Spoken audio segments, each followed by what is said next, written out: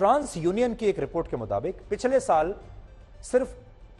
साल की सिर्फ एक तिमाही में भारत में जितने लोगों ने लोन लेने के लिए बैंकों को आवेदन दिया, उनमें से 43% 18 से 43 वर्ष के थे।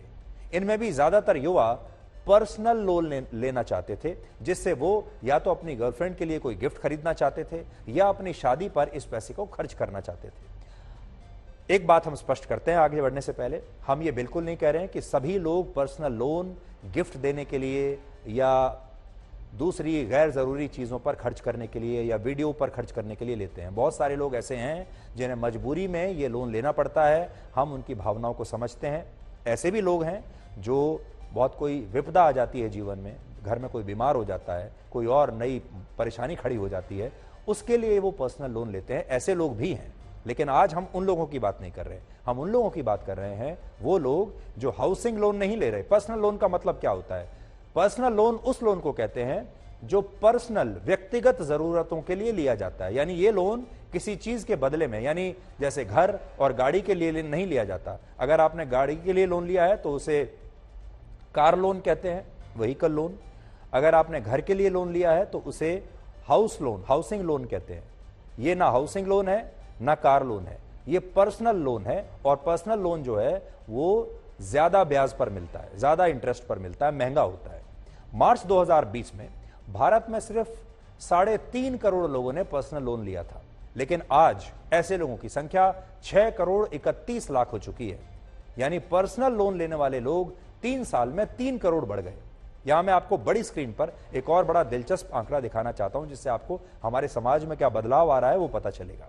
असल में वर्ष 2020 और 21 में हमारे देश में जितने लोगों ने पर्सनल लोन लिया, उनमें 50% लोग 18 से 35 साल के युवा थे। देखिए, आपको बड़ी स्क्रीन पर दिखाते हैं। देखिए,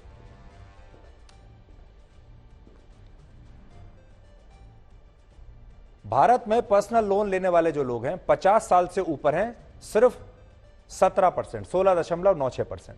36 साल से 50 साल के हैं 31.85%। सबसे ज्यादा लोन कौन ले रहा है? देखिए, वो लोग ले रहे हैं जो 18 से 35 साल के लोग हैं। वो लोग सबसे ज्यादा लोन ले रहे हैं। लगभग 51% जो टोटल लोन है वो 18 से 35 वर्ष के बीच के लोग ले रहे हैं। यानी हमारे देश के युवा सबसे ज्यादा लोन लेते हैं। वर्ष 2020 और 21 में जितने भी लोगों ने पर्सनल लोन लिए, उनमें से 66% लोग ऐसे थे जिनकी एक साल की तनख्वाह 3 लाख से भी कम थी, और इनमें 70% से ज्यादा युवा थे। अब देखिए, ये एक और ब्रेकअप मैं आपके लिए लेकर आया हूं। 10 लाख से ज्यादा आय वालों ने सिर्फ 7% लोन लिया है। आय जिनकी 6 से 10 लाख है 7%, 3 से 6 लाख लगभग 19% लोग हैं। सबसे ज्यादा लोन कौन ले रहा है? देखिए, सबसे ज्यादा लोन ये लोग ले रहे हैं जिनकी आय 3 लाख रुपए सालाना से कम है। 66.72% लोन ऐसे लोग ले रहे हैं। इसकी एक बड़ी वजह यह भी है कि लोन कौन लेता है? जिसके पास पैसा नहीं है, जिसे किसी न किसी की तरह की कोई आर्थिक समस्या है, जिसके पास पैसा नहीं है, जरूरतें ज्यादा हैं और पैसा नहीं है, वही लोग तो लोन लेंगे। और पैसे की कमी सबसे ज्यादा किसके पास होगी? जिसकी वार्षिक आय सबसे कम है, जिसके पास या तो नौकरी नहीं है या बहुत छोटी नौकरी है। इसीलिए आपने देखा होगा कि जिन लोगों की आय 3 लाख रुपए सालाना है उस या उससे कम है, वो सबसे ज्यादा लोन लेते हैं। यानी युवाओं की तनख्वाह कम है और खर्चे उनके ज्यादा है। यहां पर भी मैं आपको पर्सनल लोन की बात बता रहा हूं। देखिए, ये इसमें आप कंफ्यूज मत कीजिएगा। ये हाउसिंग लोन नहीं है, ये कार लोन नहीं है, ये एजुकेशन लोन नहीं है, ये पर्सनल लोन है। और अब बहुत सारे युवा अपनी जरूरतों के लिए नहीं, बल्कि अपनी एस्पिरेशंस यानी आकांक्षाओं के लिए, अपनी इच्छाओं को पूरा करने के लिए लोन ले रहे हैं। और इस लोन से वो प्री वेडिंग शूट करा रहे हैं और इसे अपने पार्टनर को गिफ्ट देने में भी खर्च कर रहे हैं। पहले के जमाने में जब शादी होती थी तो शादी के लिए कर्ज सिर्फ लड़की का पिता लेता था। आपने देखा होगा, लड़की के पिता पर शादी का बड़ा बोझ रहता था। और जो मिडिल क्लास फैमिलीज हैं, लोअर मिडिल क्लास फैमिलीज हैं, उसमें लड़की का पिता कहीं से भी लोन लेकर, कर्जा लेकर, घर गिरवी रखकर या अपनी जमीन और घर बेचकर किसी तरीके से अपनी बेटी की शादी करता था। लेकिन अब शादियों के लिए कर्ज सिर्फ लड़की के पिता नहीं लेते, बल्कि अब ये कर्ज लड़का भी लेता है।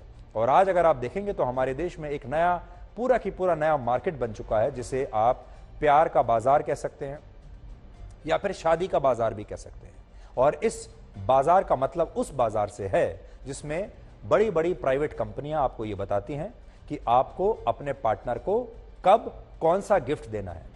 आज किसी भी कपल का खर्च सिर्फ शादी और उसके बाद हनीमून पर नहीं होता, बल्कि अब यह खर्च first month anniversary, 6 month anniversary, फिर साल में 2 बार दोनों लोगों के जन्मदिन भी आएंगे, वैलेंटाइंस डे भी आएगा, पहली मुलाकात कब हुई थी उसकी एनिवर्सरी भी आएगी, उस दिन के मौके पर भी लोग अपने पार्टनर को आजकल गिफ्ट देते हैं। और इसके लिए पर्सनल लोन लेकर या फिर इंस्टेंट लोन देने वाले ऐप्स का इस्तेमाल हमारे देश के युवा आजकल कर रहे हैं। कुछ समय पहले इस पर केरल हाईकोर्ट ने एक बड़ी दिलचस्प टिप्पणी की थी।